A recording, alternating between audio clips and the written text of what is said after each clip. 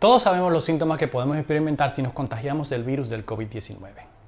Sin embargo, una de las preguntas que no he escuchado que se hayan hecho es, ¿cuáles serían las sensaciones que viviríamos al regresar a nuestros entrenamientos después de habernos recuperado de un contagio?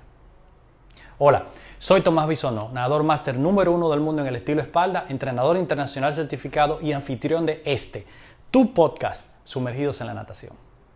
Este episodio llega a ti hoy gracias a los amigos coproductores de este podcast, Idea Agency, tu agencia inteligente de tráfico digital, y por supuesto a nuestro nuevo auspiciador, Aquaxon Swimming Technology. Con todas las anécdotas que hemos escuchado de la boca de las personas que han sido afortunadas de recuperarse del COVID-19, es indiscutible que no queramos que ninguno de nuestros amigos y familiares pase por esta experiencia. En el deporte, muchos atletas que se han contagiado han informado que han perdido parte de su capacidad respiratoria, lo que representa un gran impedimento para el desempeño deportivo. Para hablarnos de este tema, decidí entrevistar a una de las personas mejor informadas que conozco.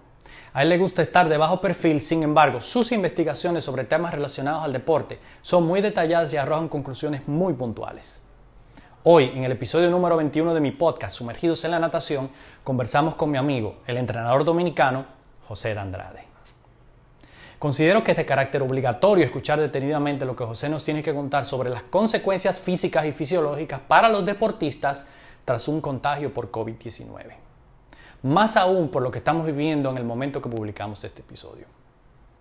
Por supuesto que cuando tengo la oportunidad de conversar con José, la plática no termina en un solo tema. Verás, José tiene un background en tecnología, por lo que las conversaciones que tenemos siempre terminan inclinadas hacia los temas de alta tecnología aplicadas a la natación, y esta plática no es la excepción. José nos presenta algunos conceptos vanguardistas que caen dentro de la neurociencia y las ventajas que esto puede traer al deporte a raíz de los hallazgos que se han logrado hasta el momento. Sin embargo, también da una voz de alerta para que estemos preparados para lo que se puede venir mientras nos acercamos a la singularidad o el momento en que la inteligencia artificial sobrepase los límites de la inteligencia humana. Como ves, este es un episodio en el que vas a aprender sobre pura ciencia, así que acomódate en tu lugar preferido, ponte tus audífonos y dale play a este fenomenal episodio del podcast. ¿Ya te pusiste cómodo? Bueno, vamos a la entrevista. Acute Respiratory Syndrome. Y fíjate cómo este otro se llama SARS también. SARS-CoV-2. SARS, virus número 2. De lo que estuvimos viendo, o de la parte que yo estuve leyendo, es como un poquito de MERS y un poquito de SARS. Fíjate, es una cosa muy extraña. Pero, y todo lo que vamos a ver de este virus va a ser novedoso, porque es nuevo. Seguí también investigando y viendo programas y documentales y cosas que son sorprendentes de lo que hace el ser humano. Hay una cueva en China donde hay unas personas que ese es su trabajo, chequear los virus que están en los murciélagos, que han detectado alrededor de 400 virus. O sea que... ¿De este tipo coronavirus o de varios tipos? Hay varios tipos. Coronavirus no recuerdo cuántos son, pero son bastantes. Bueno, el flu es un tipo de coronavirus, ¿no? Sí. Entonces, es como que, bueno, hay que aprender a vivir con eso. Como decía una persona, la covidianidad. La covidianidad, sí. Covidianidad. Y tú sabes que ese es, como el COVID es un virus que nos afecta muy directamente la parte respiratoria del ser humano, y tú mencionabas que uno de los problemas serios, en una conversación que teníamos fuera de grabación o de transmisión, que uno de los problemas más serios es el tema de la fibrosis, ¿no?, pulmonar. Entonces, yo sí recuerdo haber leído sobre, y no es nadador, sobre otro atleta donde decía que había unos efectos muy serios, inclusive post-recuperación, o sea, que no era un tema que, digamos, pasaban los días de que él estaba siendo afectado por los síntomas principales del virus, sino que también había consecuencias más adelante, o sea, que perduraban una cantidad de semanas más adelante. Y yo creo que para nosotros los nadadores debe ser algo que debemos tener en mente, ¿no? Porque no es nada más, ok, yo voy a estar 15 días, 15, 20 días, si llego a estar, Dios no quiera, afectado por el virus, eh, por los síntomas del virus, sino también que puede haber una expectativa de que necesito tomar en cuenta de que van a haber efectos que van a perdurar más allá. Sí, sí, definitivamente creo que cada persona va a tener una experiencia distinta y va a haber patrones. Y eso es lo que la ciencia de datos está tratando de documentar y tratar de sacar la mayor cantidad de patrones para poder eventualmente predecir qué le puede suceder a una persona con sangre de tal tipo, de tal edad y tal género, y que tiene tales o cuales dolencias, presión alta, asma y todo eso. Inclusive me pareció interesantísimo recientemente, sabes que yo estoy en esto de la informática, eh, recientemente encuentro un website que se llama Kaggle, y en el website hay una competencia para toda esa gente que está en el área de la ciencia de datos para encontrar patrones y descifrar asuntos que tienen que ver con el ADN del virus. Eso se hace a través de técnicas de lo que se llama procesamiento del lenguaje natural, que no es la razón por la cual yo me estoy certificando en eso. Yo lo hago por el asunto del derecho, pero son las mismas técnicas de tecnología de inteligencia artificial y aprendizaje de máquinas. Y todo es por programación, o sea, son lenguajes que capturan data, analizan y conglomeran. Y entonces presentan a nivel de reporte, también tienes que programar para que estos patrones se revelen a la persona que lo está estudiando. Sí, sí, o sea, fíjate, ellos están tratando de ver cuál es el origen de genético, cuál es la configuración genética del virus para poder hacer una vacuna. Y esa parte de la vacuna está muy interesante lo que está pasando. Fíjate, tú ves que te hablan de la ivermectina y de la acitromicina y de la hidroxicloroquina y también el zinc. Cada una de esas hace un tipo de trabajo que en una persona funciona y en otro no, pero no es la vacuna. Entonces, fíjate qué interesante. La hidroxicloroquina se usa en la malaria. La malaria no es el mismo tipo de virus. Claro. Sí. ¿Qué hace la hidroxicloroquina? Bueno, que trabaja en el dolor tipo casi reumático que le da a la persona. O sea, que vamos a decir que con la hidroxicloroquina te calmamos, por decirlo de una forma no médica. Hidroxicloroquina, reumatismo, dolor, es para malaria. Pero el zinc, como mineral, ese sí es muy importante y nosotros como atletas siempre debemos estar consumiendo ese mineral y otro, porque el zinc ayuda muchísimo el sistema inmunológico. Pero Sí, mira, aquí lo tomamos, aquí en la casa sí, lo tomamos. como todos los días, pero mira qué interesante, el zinc te ayuda a no perder ni el olfato ni el sentido del gusto. Que es uno de los síntomas del COVID, ¿no? Supuestamente dice. Exactamente. Entonces, fíjate cómo dos tratamientos se utilizan para algunos síntomas. Entonces, está el otro, ¿cómo se llama? La ivermectina y la acitromicina, es un antibiótico. Correcto. Como antibiótico trabaja con parásitos, igual que la ivermectina.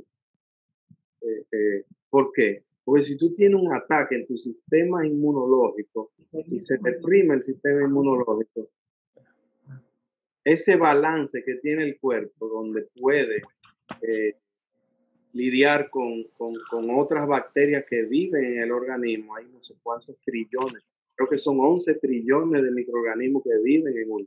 Uno es como un universo, el cuerpo humano es un universo de otros seres vivos. Correcto. Entonces, cuando hay un desbalance, porque el sistema inmune no puede, entonces te ataca alguna otra cosa.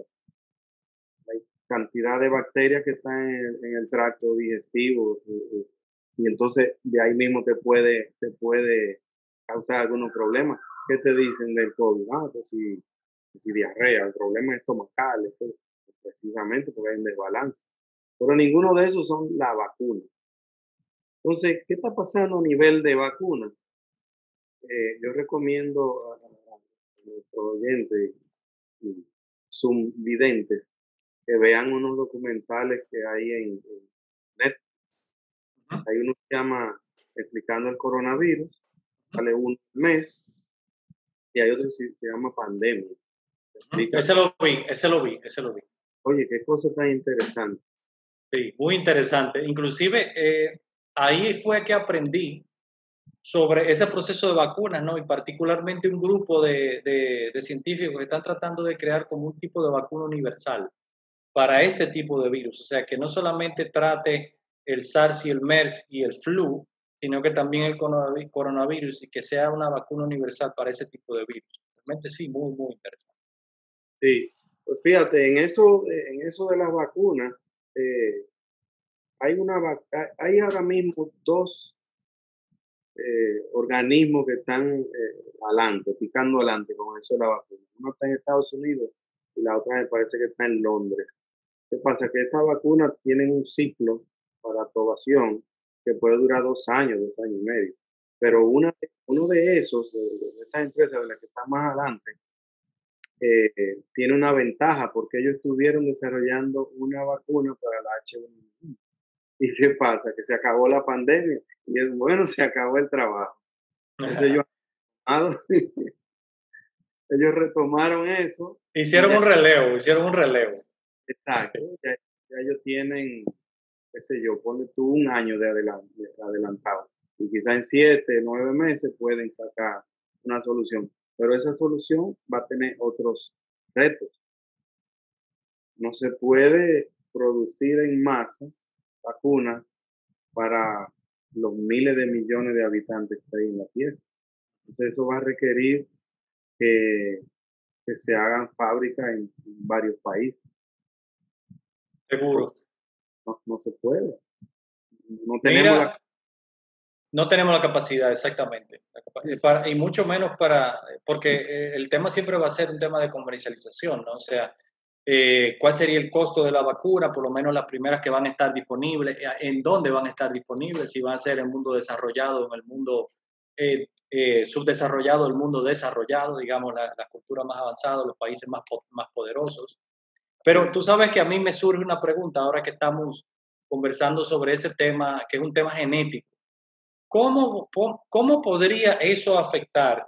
Y pensando en el deporte de alto rendimiento, José, porque hay, hay organismos y hay sustancias y hay enzimas que se alteran cuando nos exponemos a este tipo de virus y también en la creación de anticuerpos hay muchas otras cosas que cambian en el cuerpo.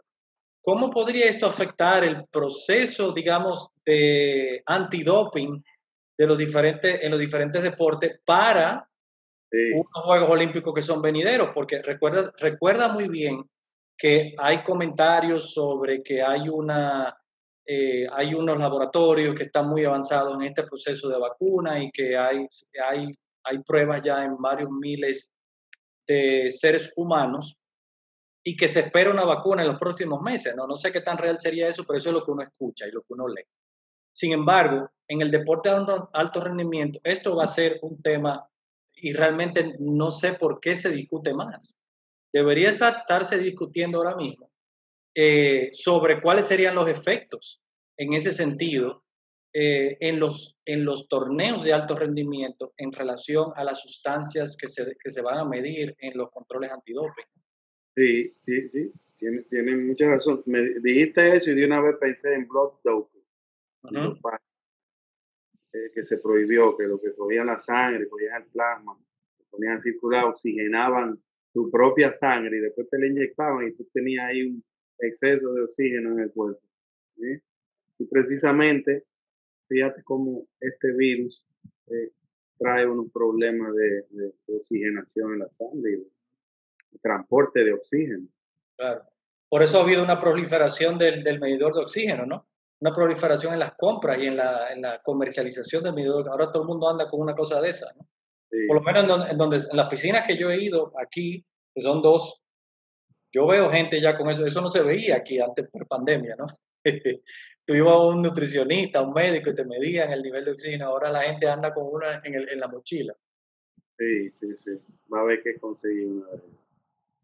Mira, y en esa, quería preguntarte, José, en esas investigaciones que tú, bueno, que tuviste acceso y esas presentaciones que tuviste estudiando, ¿qué se dice o qué pudiste enterarte sobre los efectos, digamos, un poquito más a mediano plazo en términos de la capacidad de respiratoria, ¿no? Porque el nadador, el nadador a todos sus niveles, pero aquel nadador, por ejemplo, que está proyectándose para participar en eventos de aguas abiertas, tal vez un nadador que está acostumbrado a nadar más distancia. Los entrenamientos también hay series donde hay más repeticiones un poquito más largas. ¿Cómo podría eso afectar el rendimiento? ¿No? Si nos vamos a lo que yo he podido leer, la información limitada que yo he podido leer, que no tiene que ver con la natación, sino con deportes básicamente donde hay una actividad sostenida, como por ejemplo el tenis, ¿no? Sí han dicho que hay un efecto que se siente, que uno se cansa más rápido y que no hay la potencia muscular, ¿no? Por ejemplo, el tenista dice que no puede golpear con con la misma potencia. Sí, Entonces, qué pudiste investigar y aprender sobre eso? sí, bueno, eh, hay personas que por su naturaleza van a tener daños permanentes. Yo vi una fotografía 3D de una persona con daño en los pulmones y esta persona perdió el 60% de la capacidad pulmonar. O sea, fíjate cómo son los pulmones. Si los pulmones, imagínate que tú puedas coger los pulmones y que son una telita como un traje de baño de licra, pero ¿Mm? tan fina, así, enmarañado. Y tú lo estiras lo más posible. Oye, el tamaño de un pulmón, la mitad de una cancha de tenis. ¿En serio? Así, ven. La mitad de una cancha de tenis es lo que tiene uno ahí adentro. Wow. Entonces, tira eso y tú tienes muchísimas, vamos a ponerlo de una manera metafórica, como una hoja que tiene todas esas líneas por donde fluye la clorofila. Ujú. ¿Eh? Pero ¿qué pasa? No es clorofila lo que va por ahí va oxígeno, por ahí va Claro, sangre. claro. Tú tienes los pulmones, tienes los músculos respiratorios, de los que tienen unos que son grandes y tienen otros que son más pequeños. Tienen músculos que, a propósito, déjame hacer un paréntesis. Nosotros, la mayoría de los humanos, no sabemos respirar. Ujú. Y una ¿Eh? respiración muy cortita, ¿no? Cortita, porque tratamos de hacer la respiración de la caja torácica y no aquí abajo aprovechando el diafragma. Claro. Eso es interesantísimo que hay que aprender y desarrollar, porque he encontrado, y en el NCBI aparece mucho, que los nadadores tienen la capacidad de respirar más rápido y de expulsar más rápido el CO2, suelen ser los mejores nadadores. O sea, que son gente que tienen buena mecánica, buena técnica de respiración. Entonces te decía, eh, los pulmones tú tienes los músculos grandes, los músculos intercostales, todos esos músculos en la espalda. Yo tengo un videito ahí, no sé si después lo paso o le damos el link a la gente para que lo vea. La cantidad de músculos que intervienen en. La ¿Qué pasa? respiración. Cuando te vas ya a nivel del órgano, del propio pulmón, tú tienes los alveolos allá abajo donde se da el intercambio de oxígeno, que a través de los ejercicios tú desarrollas capilaridad, o sea, Ujú. vamos a decir, una mejor forma de transporte de oxígeno, tanto a nivel muscular como a nivel ya de allá abajo de los alveolos. Pero antes de llegar a los alveolos, que es ese punto donde está la sangre y por ahí pasa el oxígeno, ahí se da ese intercambio. Antes de llegar ahí, hay unos tubitos que son eso lo que te digo, que si tú los tiras y tú haces plancha, esos tubitos tienen, por donde pasa el oxígeno, están recubiertos de músculo. Mira qué interesante. O sea, el oxígeno no llega a los pulmones como si fuera por un tubo vacío o Ujú. un popote, un calimete. No, eso hace contracciones, y si ese músculo se inflama, se hace difícil la respiración. Nosotros cuando practicamos la natación, no solo fortalecemos los músculos grandes y el diafragma y los músculos intercostales, que son los que abren la caja torácica, también estamos fortaleciendo los músculos de esos que están adentro en los pulmones, que cubren esos conductos que tienen pequeñas contracciones. Eso es muy interesante y muy importante, no solo por el COVID, nosotros como nadadores, reconocer la importancia que tiene el entrenamiento aeróbico, Ujú. porque es allí donde nosotros vamos a poder aumentar nuestra densidad y cantidad de mitocondrias. Y esas mitocondrias son las encargadas de la respiración, pero a nivel celular, Ujú. allá abajo donde da el intercambio, el powerhouse de energía de cada célula. Entonces, mientras mayor y mejor calidad tengamos de un entrenamiento aeróbico, pues vamos a aumentar esa capacidad. Y ese mismo entrenamiento aeróbico va a ser el que va a necesitar no solo personas que tuvieron la misma historia como yo fui asmático crónico, por eso fue que mi medicina fue la natación. Ujú. Bien, las personas sobrevivientes del COVID, se le está recomendando que la natación sea su terapia, un Ok. ejercicio de cero impacto, y donde va a trabajar mucho va a ser en su capacidad pulmonar. Entonces, habrá personas, contestando, volviendo al inicio de tu pregunta, que van a tener daño permanente. ¿Por qué? Porque esos músculos que hacen esa contracción a nivel de los bronquios no van a tener la capacidad de volver a moverse como lo hacían antes. Ok. Y entonces, me imagino que aquellas personas que queden con ese tipo de afección, entonces habrá que hacer, en el caso de que sean nadadores, habría que hacer algún tipo de modificación en sus entrenamientos post recuperación, ¿no? Porque también hay que ver cuál es la respuesta, ¿no? Porque hay una persona que se puede sentir plenamente recuperada y que su nivel cardiorrespiratorio digamos, en inactividad, en su vida normal, no sienta realmente una restricción en el sistema cardiorrespiratorio per se. Pero cuando entonces empiece actividad deportiva, entonces sí lo va a sentir. Entonces en ese momento habría que hacer algún tipo de adecuación. Evidentemente habría que determinar si viene a raíz de esa afección del COVID, y si lo es, entonces habría que hacer esas modificaciones, ¿no es así? Sí, bueno, yo pienso que una vez ese atleta pase en su ciclo de entrenamiento por la fase de entrenamiento aeróbico, de resistencia aeróbica, Ujú.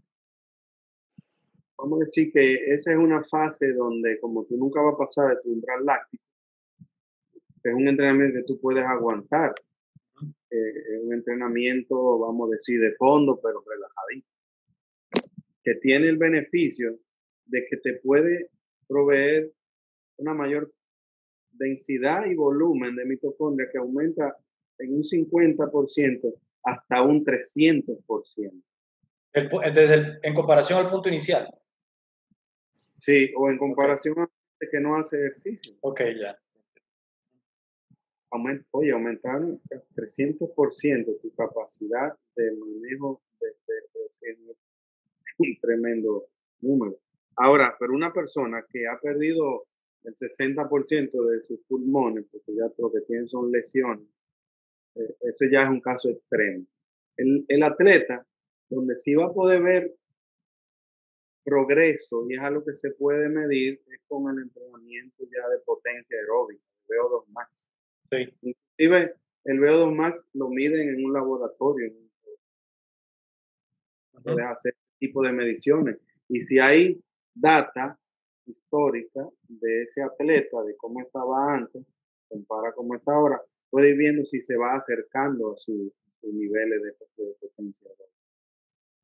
Seguro. Mira, ese tema que tú hablas de la medición del VO2 max me lleva a una conversación que nosotros tuvimos hace años atrás, que inclusive una pregunta que tú hiciste que a mí me pareció sumamente interesante en ese momento, que fue cómo hacíamos esa prueba de VO2 max, pero en la piscina, ¿no? Y hablamos en ese momento y tú trajiste a colación un dispositivo que se estaba probando en Italia de nadadores o sea, un dispositivo de medición de VO2 max y intercambio de gases que se estaba haciendo en piscina, ¿no? O sea, no sé qué tanto ha evolucionado esa tecnología, pero el otro día, coincidencialmente, José, no ha pasado una semana.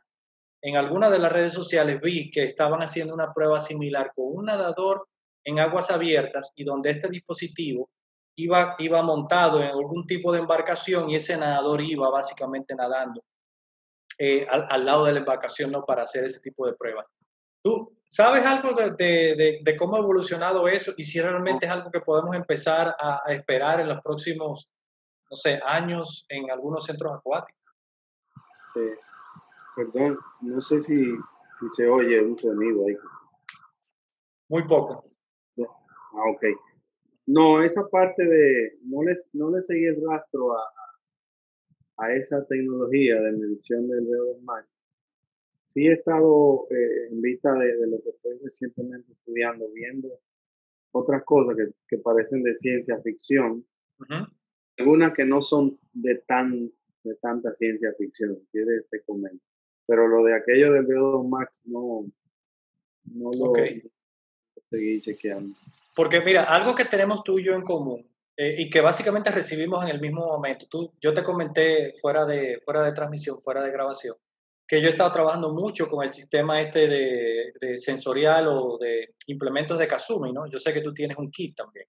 Sí, Eh, y hablando con el inventor de Kazumi, él mencionó que está trabajando en una solución para el no uso del snorkel.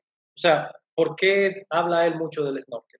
El snorkel te ayuda, digamos, en muchos sentidos, en términos de, digamos, brazada, pero no te ayuda en el sentido de fomentar una posición más colina abajo, por el mismo hecho de la limitación del tamaño del snorkel, por lo menos como dicen sus investigaciones y como él lo enseña. Entonces, él ha ido desarrollando un sistema en el que no es necesario respirar lateral, pero no tiene limitaciones digamos, de longitud, no es a través de una tuba, como le dicen en España, sino que es un sistema donde tú puedes ponerte tipo como tienen los buzos, pero con algún intercambio y él no revela para nada en los detalles de la invención, porque evidentemente hay un tema ahí de derecho de inventor, creo que se dice así. Pero sí me dice que él está trabajando en una solución así. Y ese tema de tecnológico creo que es uno de los, digamos, grandes enigmas en la actualidad, no solamente por la proliferación de hace pocos años de la nanotecnología, sino de los avances en computación que ha habido y que prometen que muchos de los implementos que nosotros hemos ido utilizando tradicionalmente empiecen a convertirse en cosas aún más especializadas, que fomenten mejores sensaciones, que den un feedback un poco más real. Acuérdate que hemos usado muchas veces el fulcrum de Finis para el tema de que la brazada tenga una trayectoria correcta. Pero esas son cosas que tenemos al alcance, ¿no? Que posiblemente vengan y que se sigan perfeccionando. Pero hay cosas que yo sé que tú has estado leyendo y estado investigando, porque lo acabas de decir también, de que parecen ciencia ficción o tal vez no tal o no tanta ciencia ficción. ¿No puedes comentar un poquito de eso que has estado aprendiendo e investigando? sí, sí. Bueno, voy a comentar de dos de ellas. Eh, en Japón hay un laboratorio donde hicieron con impresión 3D, Ujú. tres dimensiones, hicieron un humano, imprimieron un humano de un material X. Eh, eh, vamos a decir que hicieron un humanoide, un robot, y el robot nada. Ujú. Lo pone en el agua y bueno, hace los movimientos humanos, eh, los movimientos de la natación. Pero ellos son capaces, este laboratorio japonés, te voy a dar datos después, eh, de enviar toda esa información a un software para analizar todas las variables de la natación. Fíjate hacia dónde va eso. El software está disponible y uno lo puede descargar. No es de código abierto, pero ellos sí actualizan cada cierto tiempo el software. Entonces, en ese software, fíjate, tú tienes un nadador, le metes todos los parámetros antropomórficos de ese nadador, estatura, peso, que si la longitud de los brazos, los pies, todo, y él te genera una serie de números, te calcula como el coeficiente de resistencia en el agua, todo ese tipo de datos. Eso está muy interesante porque en un futuro pudiéramos simular cómo nada Tomavis o no. Ujú. Y déjame ver en pantalla dónde él está aplicando correctamente la fuerza del pateo, cuál pierna está pateando un poquito débil. O sea, imagínate, es otro tipo de forma de entrenar. Correctamente. Fíjate como muchos de los entrenadores, como tú y yo, que venimos de otra profesión, tú eres ingeniero mecánico, me parece, Sí, ingeniero mecánico. y poco a poco tu pasión te ha ido atrayendo. Y yo vengo de otro mundo y así hay muchas personas. Pero siempre se ha dicho que el entrenador, que si eso es arte o eso es ciencia, Ujú, ujú. y cada vez más está yéndose hacia el lado de la ciencia. Correcto. ¿Sí?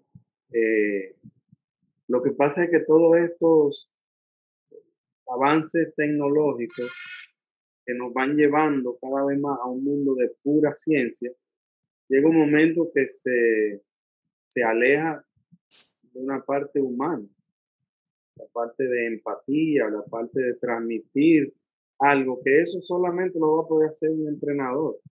Cuando tú tienes un atleta que está ahí en la sala de espera y antes de entrar a la sala de espera está contigo y dice que estoy nervioso, que no sé qué. Ese contacto humano con el entrenador hace una grandísima diferencia. Entonces, nosotros vamos a ver avances tecnológicos en estos próximos años, porque esta experiencia del COVID, lo que se dice es que ha adelantado la vida que supuestamente íbamos a vivir de aquí a 5 años. Ujú. Está forzando a poner en funcionamiento tecnologías que iban a venir dentro de 5 años.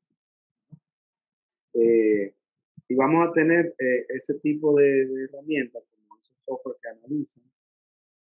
Quizá vamos a tener equipos exógenos como chapaletas de tal manera o paddle de tal o cual manera, nuevos dispositivos para respirar, pero también vamos a tener lo que yo te decía, cosas como de ciencia ficción.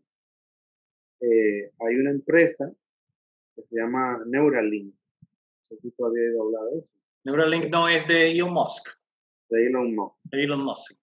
Sí. Yo estuve viendo hace poquito una entrevista, una entrevista de este mes, donde él dice que ya su primer BMI, su primer dispositivo va a estar disponible en menos de un año. Entonces ya eso va a cambiar todo. Tú me hablabas ahorita de un tipo de doping, pero ¿cómo aquí ya en qué mundo estamos entrando?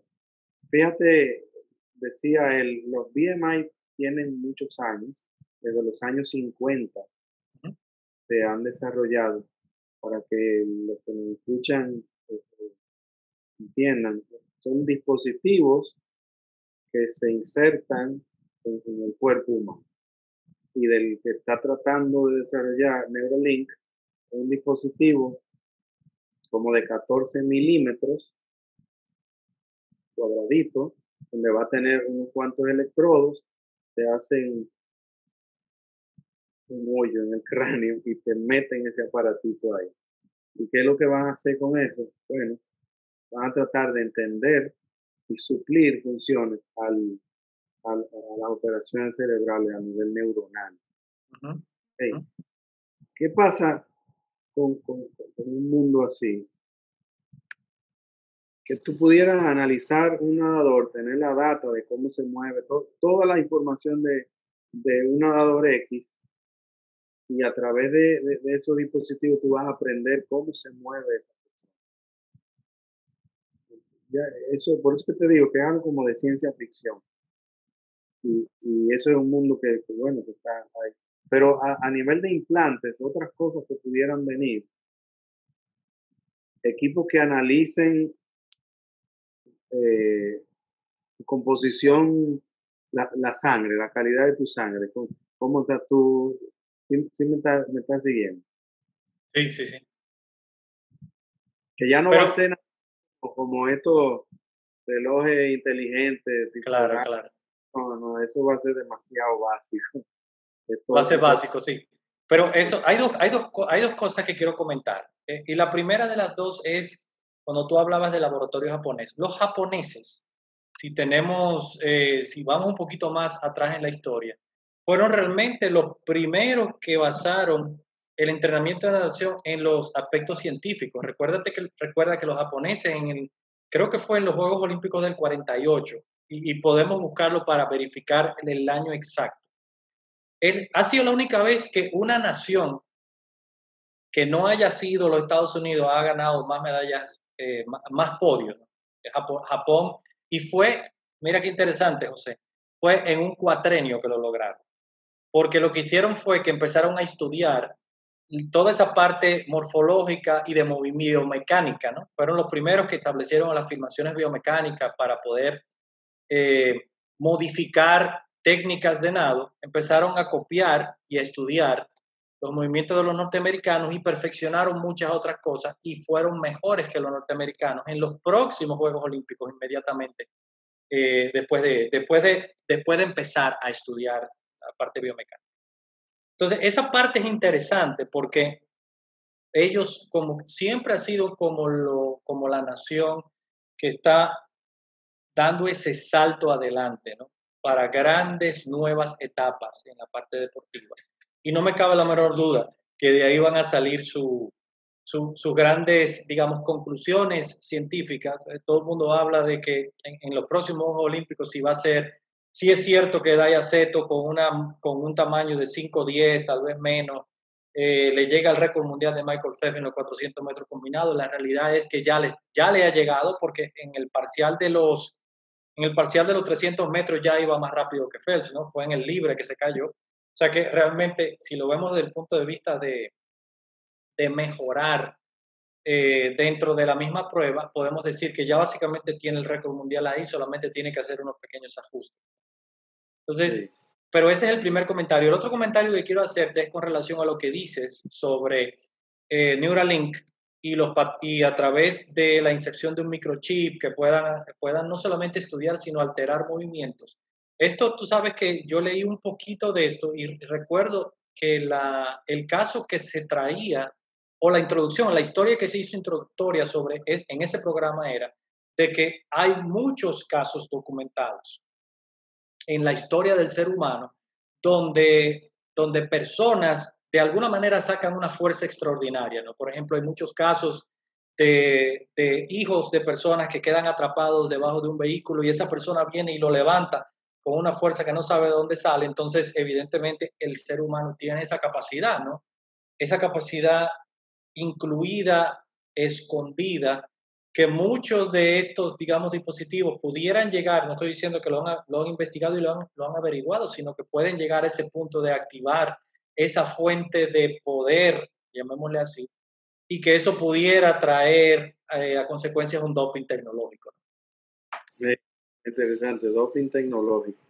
Ujú. Yo Sí, creo que porque la natación se va a dividir en una de purista y otra de que haga de todo con tecnología. yo tengo amigos en la natación máster, bueno, fueron nadadores élite en su momento, pero la natación máster que me dicen, es que, o sea, el, la batalla que hay contra el doping es una batalla similar a lo de las drogas, ¿no? Que se entiende que no es ganable y que deberían básicamente abrir no estoy argumentando que eso es lo que yo creo, pero es el comentario que estas personas me han hecho llegar.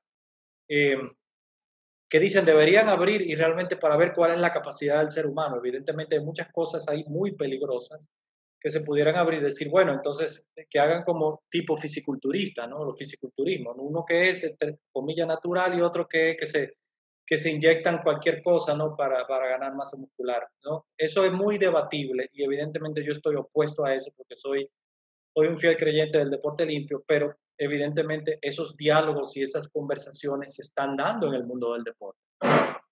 Sí, sí. Entonces, ¿cómo? Ahora, otra cosa muy importante, porque estamos hablando de rendimiento tecnológico y tecnologías venideras, no vanguardistas, que se están empezando a ver si se están empezando a escuchar, pero en términos de entrenamientos, ¿cómo, o sea, cómo afectaría eso el entrenamiento? Porque si yo, por ejemplo, volvamos al caso de Neuralink, si yo me inserto un microchip en el cerebro que puede potenciar mis cualidades, sean cuales sean, para tener el mejor rendimiento posible, entonces no voy a entrenar tanto, sencillamente esa parte de ahí va a mandar la señal cuando tenga que mandarle y yo voy a tener un rendimiento, ¿no? No sé si estoy ya overstretching, como dicen, como No, tratando de llegar mucho más allá. no, mira lo que ellos quieren hacer. El humano tiene una parte, vamos a decir, el sistema límbico, Ujú, que, sí, que es primitivo y lo que busca es satisfacer emociones, sensaciones. Tengo hambre, necesito comida. eh, Me gusta nadar, pues voy a nadar. Cosas así, muy primitivas. Hay que ver de dónde sale esa pasión por meterse en el agua y pasar horas y horas nadando. ujú, Eh, entonces tú tienes ya la corteza, el córtex. El córtex es la parte que toma las decisiones, los juicios, que hace, vamos a decir, una parte fría, pero y vamos a decir que son dos capas de nuestro sistema pensante. La parte bien primitiva, parte más evolucionada, el córtex. Lo que se está tratando de hacer es tirar una tercera capa que va a ser a nivel digital, porque nuestra evolución ahora cada día va a ser más digital.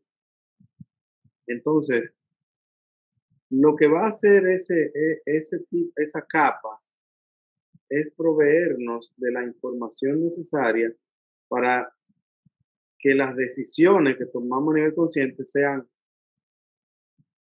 más precisas. Por ejemplo, entender por qué, entenderlo de una forma y aplicarlo de una forma más rápida, el moverse de una u otra manera. ¿Y por qué te lo digo lo de moverse? ¿Por qué te menciono lo de moverse? Bueno, tú tienes que desarrollar un patrón neuronal y ese patrón neuronal es la técnica. ujú, claro. Y ese patrón neuronal es el patrón que le dicta a los músculos cuando van a hacer, a disparar cada carpómero, a disparar cada contracción. ¿Entiendes? Entonces, Sí. una tercera capa. Ese tipo de trabajo de Neuralink se está aplicando, bueno, en la forma más primitiva, antes de Neuralink. Y lo que se está haciendo son unos implantes con 10 electrodos que le ha permitido a personas que tienen eh, Alzheimer, no es Alzheimer, pero un tipo de enfermedad cerebral. Y Parkinson, ¿no será? creo que Parkinson, creo que Ujú, Parkinson. 10 electrodos. La primera versión del Neuralink lo que quiere es ponerte 200 y pico de electrodos. Y el ojo, Ok. esa es la primera opción. Y no se sabe lo que se pasa ahí. Y el avance, las siguientes versiones de Neuralink, ellos quieren llegar a 10.000 electrodos ahí en el cerebro. Eso es lo que se llama un enhancement importante. Sí, sí, sí, sí. O sea, ellos lo que quieren es rescatar unas avenidas de transmisión de información en el cerebro que se han perdido. El cerebro no se usa en su totalidad. Y Seguro. con eso quieren entender cómo funciona el cerebro y sabrá Dios lo que sale de ahí. Y todo esto tiene que ver porque el avance que estamos teniendo de la humanidad va tan rápido que, que a veces ya es difícil predecir qué es lo que viene. Ujú.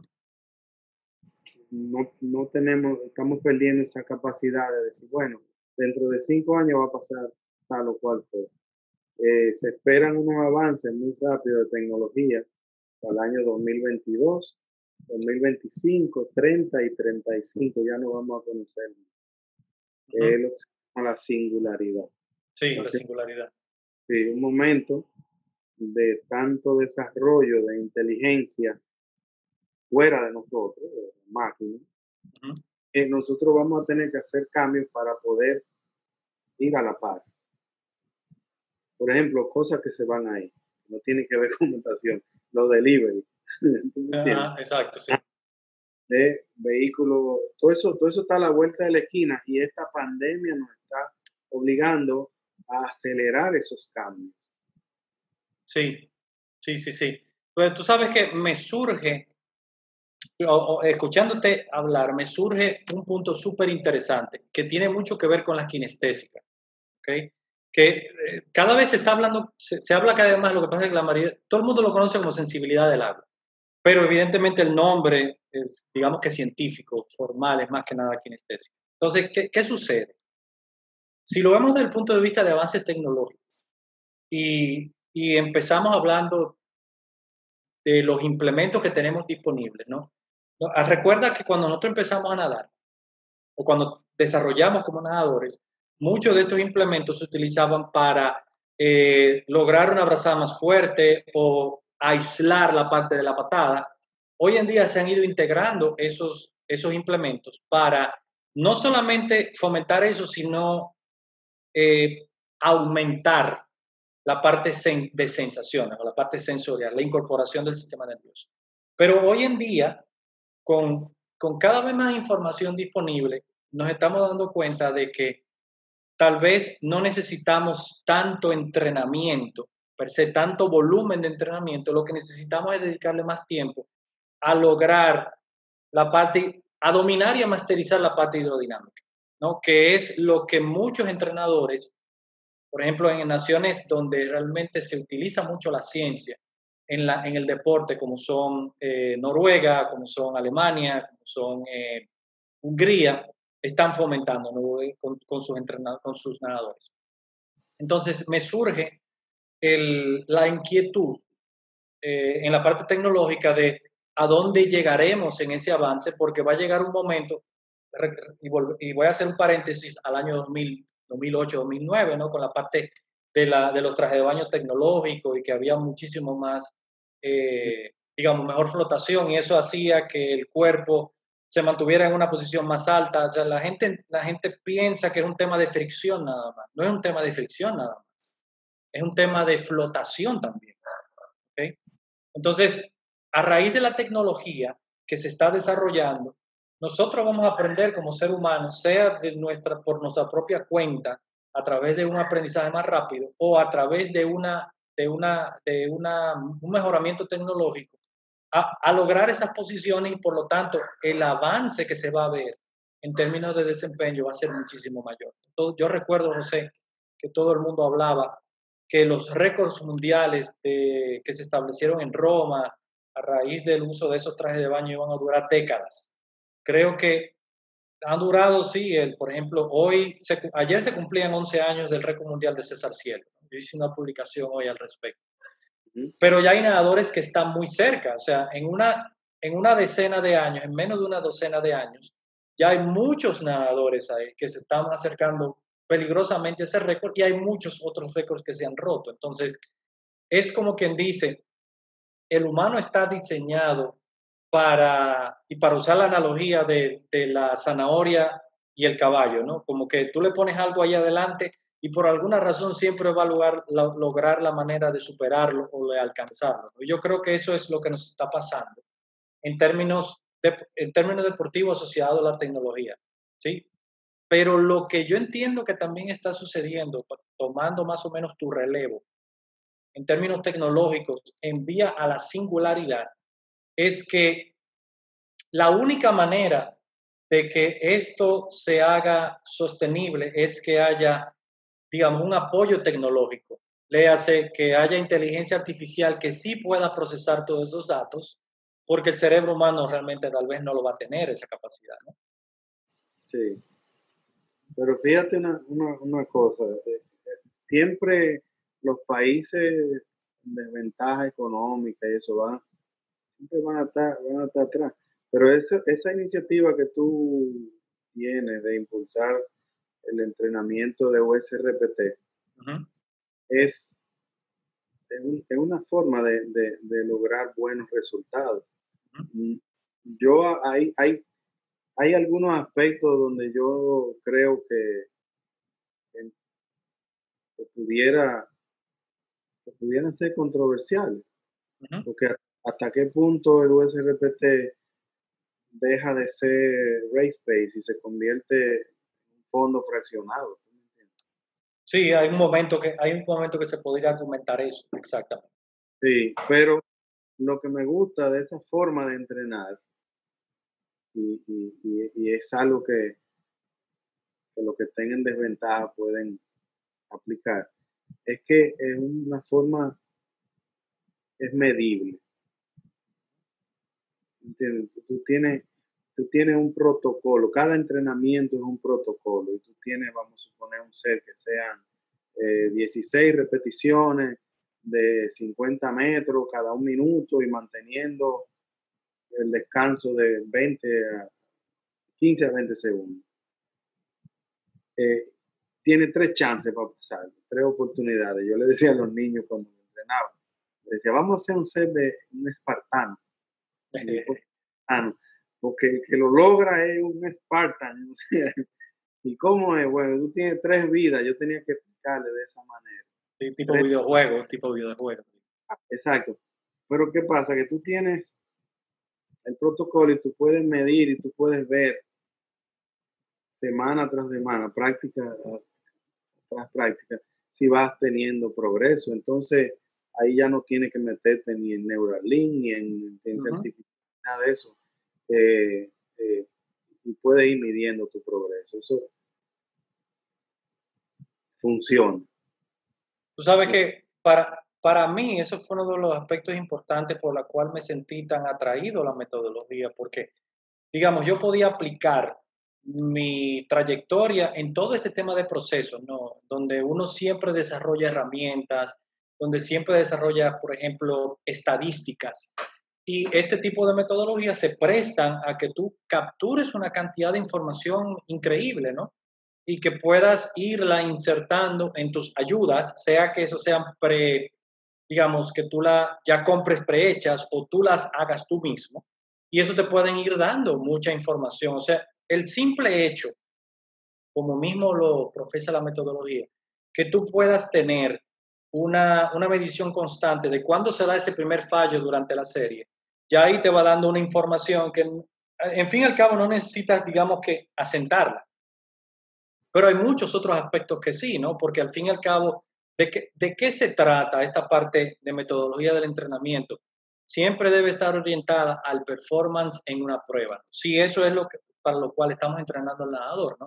Entonces, porque yo quiero convertir a ese nadador lo más cerca de una máquina posible, donde él me pueda dar un rendimiento en ciertos aspectos de la carrera que sea predecible, ¿no? Sí, Entonces, pero que sea, no sé, no que sea predecible para mí como entrenador, sino que llegue a arraigarse en el cerebro del nadador de tal manera de que esa predictividad, ¿no? O llamémosle así, sea ejecutable de una manera automática, que sea un hábito, que se repita cada vez más y que yo sencillamente a través de exigirle a ese nadador o presentarle series cada vez más exigentes, ¿sí? Esa predictividad se haga cada vez más rápido. Sí. Sí, ahí fíjate, ahí esa parte de la ciencia de datos y buscar la manera de recoger la experiencia del nadador y vaciar una computadora para hacer un análisis, ahí se puede lograr hacer los ajustes necesarios para esos sets de USRPT. Es decir, prepararle al nadador el mejor entrenamiento del día en base a lo que pasó ayer y lo que pasó la semana pasada, en base a lo que está siendo observado. A mí me gusta mucho el USRPT, es muy científico, es totalmente científico. Richard, Claro. yo creo que es el único que he visto así. Lo que me pasa con el USRPT para nadadores de fondo, yo tengo un nadador como Juan Ramón, que es una distancia y me vuelvo loco a veces porque no le puedo meter eso. Claro, claro. Tú sabes que, José, en ese sentido, algo que yo he hecho yo no entreno preponderantemente en nadadores de aguas abiertas. O sea, la mayoría de los nadadores máster que yo entreno son nadadores que en su gran mayoría nadan de 400 metros para abajo. ¿Ok? Y USRPT está muy bien estructurado para esos atletas. Ahora, lo que yo he hecho muchas veces con triatletas que sí he tenido la dicha de entrenar, como por ejemplo David Rodríguez López, que es campeón mundial de triatlón, máster, pero hay unos juegos que se llaman Juegos Olímpicos de Policías y Bomberos. Se hacen con cierta frecuencia y él ha ganado eso en la parte del triatlón olímpico. ¿Cómo fue que, digamos, porque yo empecé a investigar y empecé a trabajar en base al umbral anaeróbico, ¿no? Sus primeros entrenamientos al su umbral anaeróbico y que el umbral anaeróbico sea cada vez más veloz, ¿ok? O sea, que ese lactato se pudiera reutilizar como fuente energética, pero él nadando cada vez a mayor velocidad. Entonces, ¿qué fue lo que hice? Tomé un poquito de prestado de Bruce Gemel, ¿no? De Katie Ledecky, y establecí la serie, digamos, paramétrica tipo USRPT y le puse un límite de 30 a 100, no le puse más 100. Entonces, ¿qué fue lo que me dio eso? Básicamente, entrenaba en base al umbral anaeróbico menos 2 o 3 segundos y eso entonces me daba la herramienta para poder hacer un análisis estadístico cada 2 semanas para ver el progreso en base a los 100 y funcionó maravillosamente. Pero vuelvo a decir, este era un atleta de alto nivel, a nivel de triatlón, ¿no? O sea, que practicaba otros 2 deportes y por lo tanto yo podía limitar su entrenamiento del día a un afloje, la serie de 30 cienes y otro afloje. ¿Me entiendes? Entonces yo podía repetir eso más de una vez por semana y podía entonces inclusive incluir una gráfica allí. Sí. Entonces esa parte a mí me funcionó. O sea que en ese sentido puedo decir que se podría hacer un híbrido de ese entrenamiento al umbral anaeróbico y USRPT. Sí, sí, pero por ejemplo, fíjate que USRPT te habla de 30 cienes para una gente que va a nadar un 1500. Correcto. Pero si tú tienes uno que va a ser un 3.8, 3800 metros, que va a ser un Ironman, o tienes este nadador que es de agua abierta, que quiere nadar 5 kilómetros o 10K, el Se cruce complica. de Cancún. ¿Sí me entiendes? Ese tipo de experiencia. Yo ahí me voy a la vieja escuela y me voy a, como me decía Augusto García, bueno, si te nada el 70, el 75% a la velocidad que tú esperas, el 30, 25, 30% que queda es de puro corazón. El efecto de la misma competencia. Y él nunca explotó a Eduardo Canela. A mí me sorprendía esos conocimientos de esa vieja escuela, la forma como entrenaba Eduardo Canela. ¿Te acuerdas que él hizo esas 24 horas nadando? Eduardo se tiró 76 kilómetros. Yo estaba en la mesa técnica sacando todos los datos. De ahí que a mí me nace la natación y la tecnología y analizarlo numéricamente. Porque en esa experiencia de Eduardo Canela, y ahora vuelvo a cómo él entrenaba, nosotros llegamos a calcular que con una caloría, él daba 2 brazadas. Ujú. Tengo toda esa data ahí. Una caloría al principio empezó cubriendo 5.7 metros, algo así. Después bajó a 5.2 metros y ahí era donde yo iba, donde Benjamín Payán. Ven, y el hombre se está, es una medición de eficiencia. Claro. ¿Y esa información tú la recibías a tiempo real a través de un dispositivo o se medía cada cierto tiempo? Cada 15, Okay. cada 15 minutos le hacíamos una prueba de sangre, una prueba, veíamos el Garmin y decíamos, ok, recorrió tantos metros, tantas brazadas, la temperatura de la piel, la temperatura aquí. Pero lo que te digo es que Canela, siendo ultradistancia, él nunca entrenó tipo USRPT. Uh-huh. Él hacía muchos cambios de velocidad, muchos fartlek. Y obviamente esos fondos kilométricos los fines de semana. Sí. Entonces, para esos nadadores así, ultradistancia, tienen que enfrentarse a lo que yo le digo, ese factor psicológico. Óyeme, el que está dentro de una prueba de 10 kilómetros y a los 6, 7 kilómetros le entra algo en la cabeza de que se quiere salir o le dio un pánico porque cree que vio algo ahí abajo o que se aburrió o que no quiere, es fuerte. Tiene que tenerle. Y en una piscina, un ambiente muy controlado. Es como un rider, es como un runner's block, ¿no? El bloqueo del corredor en un maratón, a partir de los, sí. ¿Cuánto que dicen? 30 kilómetros. Como 35 por ahí. Sí, que es como una pared que hay que atravesar, ¿no? Nunca lo he experimentado, ¿eh? Sencillamente estoy hablando porque conozco a Cristina y esa gente que corre muchos maratones, a Julieta, que son maratonistas de naturaleza, ¿no? Y hablo mucho de eso. Sí. Bien. Pero mira, en términos, yo quería preguntarte también en términos de esos nadadores de ultradistancia, ¿no?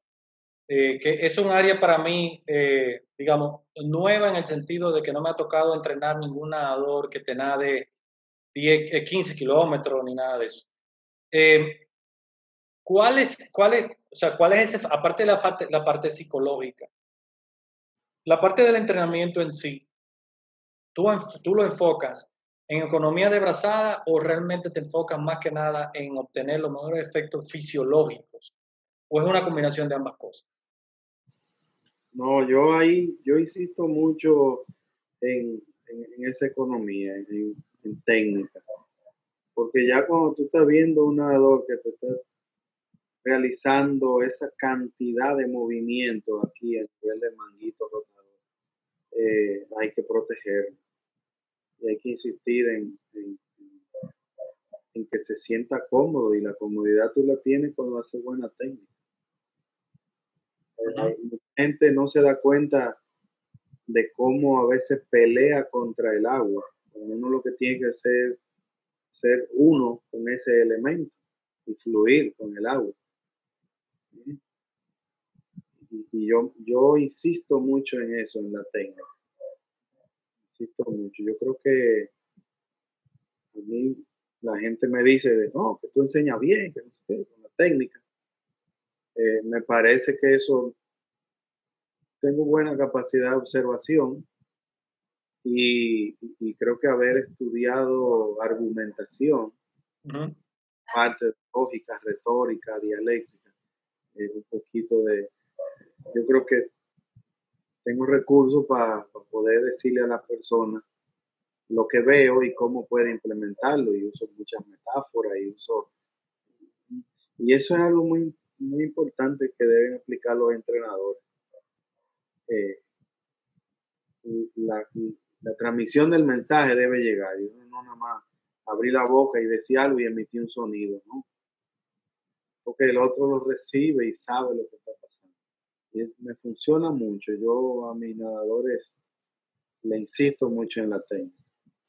Y más, porque ya no estoy trabajando con nadadores jóvenes, sino con adultos. Sí. El adulto tiene Existe, resumiendo, está el adulto que es competitivo y quiere probarse a sí mismo y quiere probarse contra los otros. Pero está el otro que es más de social. Yo voy a las competencias, pero es porque me gusta estar con mi gente y todo eso. Bueno, ambos casos necesitan buena técnica. Y ambos casos necesitan disfrutar lo que hacen. Eso es súper importante. Y ahora, por ejemplo, hablando de eso, de lo que estamos viviendo, pronto vamos a tener la oportunidad todos de estar de nuevo en el agua. Sí. Y mi enfoque en estos días es, miren, vamos a ser pacientes. La condición física que teníamos antes la vamos a ir recuperando, pero con paciencia. Y lo que tenemos que hacer es disfrutar y agradecer de que vamos otra vez a estar en el agua. En ese sentido, uno debe ser aquella persona que se cuida y cuida a los otros. Mi mensaje como prevención de riesgo es que si usted tiene la oportunidad, hágase una pruebita para saber si ya tiene anticuerpos, ya que esta charla tenemos natación y COVID. Y pudiera inclusive encontrar que a usted le dio el COVID hace 2 o 3 meses y fue asintomático. Y eso le va a dar un alivio. Claro.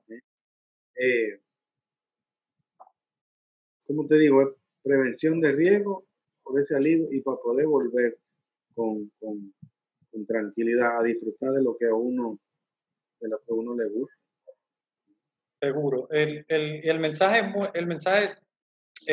va muy de la mano con lo que yo he estado comentando, particularmente a las personas que se me acercan sobre eso, tomarlo con cautela y hacer un approach técnico muy sólido. O sea, primero, estar muy consciente de todo el tiempo que tenemos fuera del agua. Después, entender muy bien que hay que recuperar la sensación del agua, que tú no es verdad que tú vas a entrar hoy, por más ejercicio fuera del agua que has hecho, y vas a entrar hoy al agua y te vas a sentir como un campeón.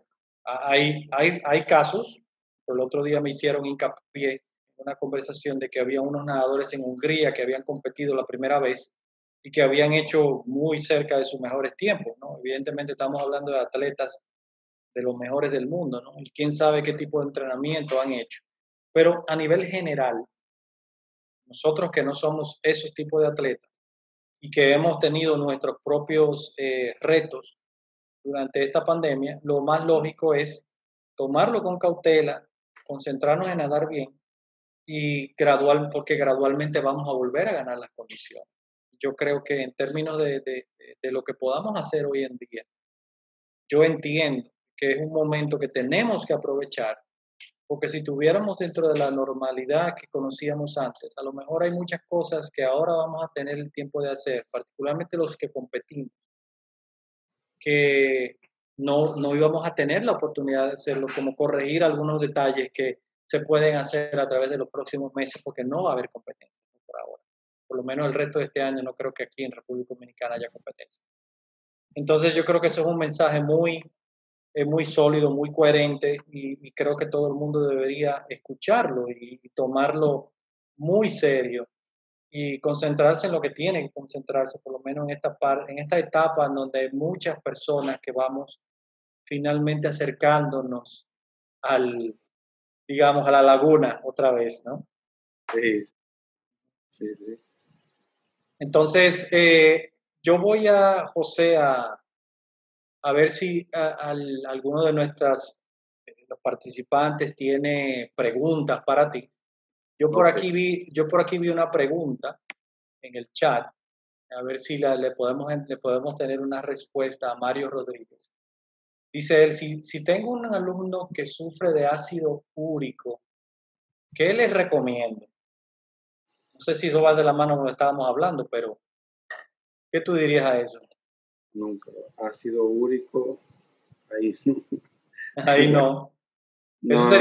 Eso ya sería una pregunta para Benjamín Payano Sí, sí, sí, o Richard Marín. De verdad que hay que ver qué le está causando ese ácido úrico, que chequee su alimentación. Fíjate un detalle interesantísimo esto, anécdota de estos días de encierre. Y por eso, respondiendo en parte, un poquito más la pregunta. En estos días que yo tuve que dejar de hacer ejercicios, seguí mi vida tal como la llevaba antes en cuanto a mi alimentación. Y yo soy una persona hipertensa, tomo mi pastillita todos los días, hago ejercicios y de repente se me va la natación. Ya no hago ejercicio. ujú, Soy de los que nada 5 o 6 veces a la semana. Y si puedo, los 7 días, con diferentes intensidades. A mí me gusta eso. Tomás, empecé a tener retención de líquido en estos días. Y con la retención de líquido, yo no había experimentado eso nunca en mi vida. Con la retención de líquido, empiezo a perder movilidad de las rodillas para abajo, como flexibilidad, porque se me está sí, llenando, las piernas me están llenando, los pies se me ponían como un globo. ujú. Entonces yo le digo a Cintia, a mi esposa, Cintia, yo no sé qué es lo que me está pasando, pero ella fue la que se dio cuenta de los pies. Y yo le decía, bueno, para hacer cuento más corto, ya yo sé que tengo retención de líquido y empecé a cambiar mi alimentación. Ujú. Empecé a eliminar los carbohidratos. Primero los carbohidratos eh, que no eran necesarios en mi alimentación. Yo soy muy dulcero. A mí me gustan mucho los dulces, las galletas de esas de mantequilla, Ujú. todo eso. ¡Wow! Se fue. Y poquito a poquito, cuando estoy bastante limpio en mi alimentación, observo que estoy teniendo menos retención de líquido, pero todavía la tengo. Entonces, a partir de ahí, que ya yo estoy casi 100% seguro que hay una relación con mi alimentación, porque ya no tiene que ver con los ejercicios. Antes hacía ejercicio, eliminaba el exceso de líquido. Sudaba muchísimo y ni cuenta me daba. Entonces empecé a experimentar, déjame quitar tal carbohidrato, yo quité el pan, voy a quitar el arroz, ok, la pasta de vez en cuando, y poco a poco, y ya no tengo retención de líquido. Casi, Un casi cambio, que con un cambio de la alimentación. ¿En cuánto tiempo empezaste a ver el efecto? casi, ¿en cuánto tiempo? Como en 8 días. Es Dice, rápido, muy rápido, ok. fíjate, bien rápido, y bajé de peso. Entonces, en un día, una ocasión, comí muchos carbohidratos, dije, déjame darme una licencia. Y comí muchísimos carbohidratos, y al otro día estaba otra vez como un pez globo hinchado. O sea que O sea, te tomó 8 días para sentir los efectos, digamos, de lo que, en tu alimentación, pero en un día volviste a sentir lo que sentías antes. en un día, increíble. Entonces ya yo sé que hay ciertos alimentos que yo debo eliminar. Esa es una, Entonces, entonces realmente eso es lo que realmente es la recomendación para la pregunta viene de Mario, que habría que, esta persona debería verificar lo que está comiendo, ¿no? Tal vez hacer una consulta con un nutricionista, ¿no? Hacerse algunos análisis también. sí, sí, Perfecto. Mira, José, tenemos una pregunta también de Gabriela Morales. Ella nos pregunta, ¿sería bueno empezar a nadar sin ningún aditamento o implemento o accesorio, ¿no? Y concentrarme en sensibilizar el cuerpo antes de trabajar series de fuerza? sí. Sí, bueno, no sé si donde vas a nadar permiten los aditamentos. Hay piscinas que no la están permitiendo. Eh, en el caso de los nadadores míos, yo lo que les recomendé es que a la chapaleta, los paddles no lo están utilizando. ¿Por qué la chapaleta o la aleta? Bueno, en el nadador máster hasta un 60% de la práctica se puede hacer y es recomendado. Las piernas, siendo los músculos más grandes y haciendo ese trabajo extra, bueno, te ayuda a ese desarrollo mitocondrial y también a rebajar. Pero el entrenamiento de fuerza, si no has estado entrenando, tienes que tener en consideración que los músculos no están tan fuertes como para sostener la carga que tú de repente le vayas a poner. Y hay otro detalle, estamos en medio de un ambiente que no es el más sano posible porque tenemos un virus circulando y si entramos en un desbalance, en ese balance que hablábamos al principio, y haces una carga muy fuerte a tu cuerpo, tu sistema inmune se va a deprimir y va a estar más vulnerable a una enfermedad. Fíjate qué interesante cómo trabaja el COVID. Una partícula, una sola, es capaz, vamos a decir que pone huevitos, aunque no es eso, pero una sola partícula es capaz de reproducir de 10.000 a 100.000 partículas. Y existe algo que tenemos que estar conscientes que se llama la carga viral.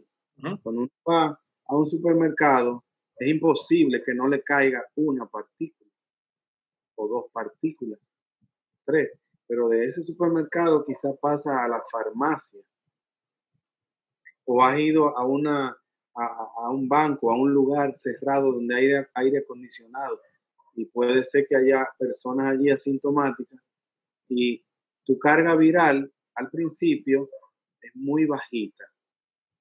Es decir, que tienes partículas en tu cuerpo, pero tu sistema inmune puede con ella y funciona perfecto. Y poquito a poquito quizás desarrolla anticuerpos. Pero si tu carga viral es muy intensa y encima de eso hay entrenamientos que te dejan deprimida, inmunodeprimida, pues pudieras desarrollar algún tipo de enfermedad. Si no el COVID, pues puede ser una gripe o cualquier cosa. Ese dolorcito que le da a uno cuando uno hace pesas, ese dolor, es por esas micro rupturas que hay en el músculo. Y esas micro rupturas se sanan a través de proteínas y de un tipo particular de proteína que se llama citoquinas. Esas citoquinas trabajan, sanan y eventualmente el músculo se pone más grande. Es como que le haces un hoyo a la camisa y de repente le pones un parcho, pero otro hoyo y otro parcho, la camisa va a ser un poquito más grande. Así mismo trabajan las citoquinas. Pero es interesante conocer que son esas mismas citoquinas las que cuando se descontrolan pudieran generar lo que se llama una tormenta de citoquinas en tu cuerpo que te enferma. Y este COVID da ese mismo dolor como de cuando uno agarra un dengue o algo así, ese mismo dolor. El mismo dolor de cuando te pasas haciendo un entrenamiento de fuerza, de peso, que uno dura 2 días o 3 ahí adolorido. No queremos estar en dolor en esta etapa. Lo que el cuerpo necesita es tener un sistema inmune descansado y un espíritu y una mente positiva. Un estado de que vamos a salir de esto, que yo puedo con esto. Hay que saber lidiar con esto. Claro. Gracias, José. También tenemos otra pregunta de Arturo Reyes que nos escribe de Veracruz, México. Nos dice, obviamente para entrar a la piscina falta un periodo de tiempo todavía largo. En México parece que va a ser así. Pero quiere saber qué ejercicios pueden recomendar para incrementar la capacidad pulmonar. Ah, excelente. Yo le voy a hacer llegar eso contigo, Tomás. Sí, tú vas a hacer un post, ¿verdad? Sí. Tú tienes una página. Sí, yo puedo ponerlo a través de mis redes y todo, sin problemas. Pero sí, dentro de las investigaciones que hice y el material que preparé, para esta charla. Sí, hay de lo mejor que podemos hacer es entrenamiento para la capacidad pulmonar. Nosotros al dejar de hacer ejercicio perdemos esa condición aeróbica, lo que hablábamos al principio, de que haciendo un entrenamiento aeróbico aumentas tu densidad y volumen de mitocondria de 50 a 300%. Pero hay ejercicios como el yoga que te ayudan a tener una mejor capacidad pulmonar. Y hay ejercicios que tú puedes hacer sentado en una silla también que te ayudan a tener una mejor capacidad pulmonar. Algunos de esos ejercicios involucran hacer movimientos fuertes y violentos aquí del diafragma, y hay otros que son simplemente ejercicios para expandir la caja torácica. Mira qué interesante. Cuando uno está descansado, normal, uno respira 20 veces en un minuto, promedio. Nosotros, cuando estamos en la piscina, vamos a suponer un Tomás Bisonó, va a cruzar la piscina y va a hacer una respiración bilateral. Tomás cruza la piscina con 12 a 14 brazadas, pero tiene una flecha, un underwater de 4 o 5 patadas de delfín. Vamos a decir que Tomás puede estar entre 10 y 12 brazadas. Él en esos 25 metros respiró 5 veces. Y vamos a decir que lo cubrió en 20 segundos, porque está nadando cómodo, tranquilito, a ¿cuánto? A 1.20. Cruzó la piscina 3 veces, son 75 metros. En un minuto, Tomás respiró 15 veces, pero el promedio es 20. O sea que Tomás redujo la cantidad de respiraciones. Entonces, ¿a qué me estoy refiriendo? A que cuando uno hace un ejercicio de controlar la respiración, se mejora la capacidad pulmonar. El nadador tiene esa capacidad de control de la inspiración y de la expiración, porque la natación es un ejercicio de respiración forzada. Y eso es lo que perdemos cuando no entrenamos natación. El corredor no tiene una respiración forzada. El corredor tiene una respiración entrecortada y rítmica. El ciclista, ese sí tiene respiración forzada. El ciclismo demanda muchísimo. Pero como en la natación no hay nada. Entonces, un ejercicio que puedes hacer para expandir tu caja torácica es, coges aire, lo retienes durante 8 segundos. Pues, vamos a ver, tratar de hacer lo mismo que tú haces durante la natación. Para no ponerte una forma así numérica y métrica, tiempo y segundo. Si haces 15 respiraciones en un minuto, haz 15 respiraciones en un minuto.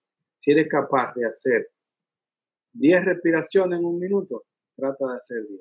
Si puedes hacer 6 respiraciones en un minuto, estás llegando a unos niveles, vamos a decir, élite. Coge aire, lo aguanta y lo dejas salir bien despacio. También les recomiendo que hay aplicaciones que pueden descargar y instalar en su Android o en su iPhone, que son de eso mismo, de respiración. Claro, eso es. Sí, sigue. Te voy a dar a ti, Tomás, esos links. Hay un experimento muy interesante que se hizo sobre la respiración. Se buscaron unos atletas élite, un grupo de control que iba a hacer ejercicio de respiración y otro grupo que no iba a hacer ese ejercicio de respiración. El ejercicio consistía en hacer la mayor cantidad de respiraciones en 30 segundos, 2 veces. sea, es una cosa fuerte. Durante 30 segundos. Mira, cuando uno no hace ejercicio, cuando uno está como nosotros, eso marea, ese exceso de oxígeno te da un mareito. Bueno, se encontró que ese grupo control que hacía ese protocolo de ejercicio mejoró en un 15% su VO2 más. ¿En serio? ¡Wow! Eso es un número increíble. Sí. Lo que pasa es que eso es aburrido. Tú ves, uno le gusta tener agua y moverse y todo eso. Pero esos son ejercicios que no son muy extraños a muchos de nosotros. A las personas que sufren de asma, los ponen a hacer ejercicios de respiración. De coger mucho aire, aguantarlo y dejarlo salir bien despacio. Además, eso es muy bueno en estos tiempos cuando uno está estresado, porque cuando uno hace la respiración controlada, uno libera unas hormonas, como por ejemplo la oxitocina, que es la que se libera cuando uno se da un abrazo. Y cuando tú estás estresado, lo que está sucediendo es que la respiración no es correcta, hay mala técnica, uno no está respirando completo, sino que uno está asustado, uno hiperventila, ¿eh? Pero cuando hace esta respiración controlada, el cuerpo se calma. Entonces, esos son ejercicios que puedes hacer. Bueno, qué buen tip. Y espero que todos ustedes que están aquí hoy viéndonos en vivo, más las personas que van a ver y escuchar esta conversación. José, no veo más preguntas aquí en el chat. Siempre conversar contigo es una experiencia muy enriquecedora, ¿no? Porque siempre hay datos interesantes, siempre hay anécdotas interesantísimas que hacer. Tenemos evidentemente cosas pendientes, por ejemplo, en temas técnicos y todo eso, cuando ya las cosas estén un poquito más bajo control, podemos vernos en persona y como le dije a nuestra amiga en común, Sandra Mieses, hoy, darnos un abrazo porque hace mucha falta eso hoy en día, ¿no? Sí, Particularmente porque, y particularmente con algo que acabas de decir, ¿no? Que ese tipo de sustancia que se libera cuando te das un sí. abrazo, ahora debe haber una sobreproducción que no se está agotando. Gracias, Tomás. Mira, de verdad que te agradezco muchísimo tu tiempo. Evidentemente esta no va a ser la primera, ni tampoco va a ser la última conversación que vamos a tener. Hay muchísimas otras cosas que tenemos que conversar que ya si nos vamos a meter en cada tema de estos de manera particular, obedece a que tengamos que hacer una charla individual para cada una. Pero de verdad que ha sido una plática muy, muy agradable, siempre, y siempre es así contigo. Te mandamos un abrazo fuertísimo, aunque sea a la distancia, y que tengan un buen fin de semana. No sé antes de que te despidas, las personas que están aquí a lo mejor querrán contactarte para alguna pregunta adicional, lo que sea. ¿Cómo pueden contactar contigo? ¿Dónde te Bueno, encuentran? yo estoy en el Instagram con Dandrade José. Tengo Twitter, pero casi no lo uso, porque el Twitter lo uso más para mis cuestiones de derechos. Así que el Instagram es la mejor manera. dandrade.jose@gmail, estoy allí. Y básicamente, bueno, la otra sería el teléfono, por si quieren por el WhatsApp. La pongo ahí en pantalla o con... Yo voy a escribir aquí tus redes, que me las sé de memoria prácticamente. Aquí para Dandrade José en Instagram, email, dandrade.jose, ¿verdad? Sí, .12. @gmail.com Yo, y yo, el WhatsApp. yo desactivé Facebook. Uh-huh. Tú sabes porque el WhatsApp 829 Sí, 986 5669. 669, perfecto. después de aquellos trabajos que hicimos tú y yo de clínica de natación, Sí. yo después de ahí desactivé el Facebook, porque aquellos días llegamos a tener más de 20,000 seguidores. Eso es cierto, así Y es. entonces empezaron a escribirme directo y yo me estaba volviendo loco. Entiendo. Pero bueno, tú sabes que tú siempre tienes una manera muy particular de contribuir, inclusive los videos que he visto que has puesto en tu Instagram son sumamente interesantes y muy didácticos, se enseñan muchísimas cosas. Evidentemente queremos ver más de eso porque siempre hay una intención científica detrás de todo lo que haces, ¿no? Todo lo que haces, y eso básicamente sí, nos enseña todo, muchísimas cosas interesantes, particularmente aquellas personas que vivimos y respiramos la natación, que tiende a ser nuestra pasión. Así es. Bueno, José, que pases una feliz noche, muchísimas gracias por tu tiempo, saludos a Cintia, y ya ahí estamos en contacto para unas charlas en el futuro. Sí, le das un abrazo a Orieta y esperemos volver a vernos muy pronto en el agua. Así es. Bueno, hasta luego. Feliz noche, feliz fin de semana. Gracias. Hasta luego. A todos. Bye. Es difícil para mí transmitirte en palabras lo fantástica que es la experiencia de conversar con José. Cada minuto de interacción revela cosas nuevas, cosas que normalmente no escuchas de cualquier persona.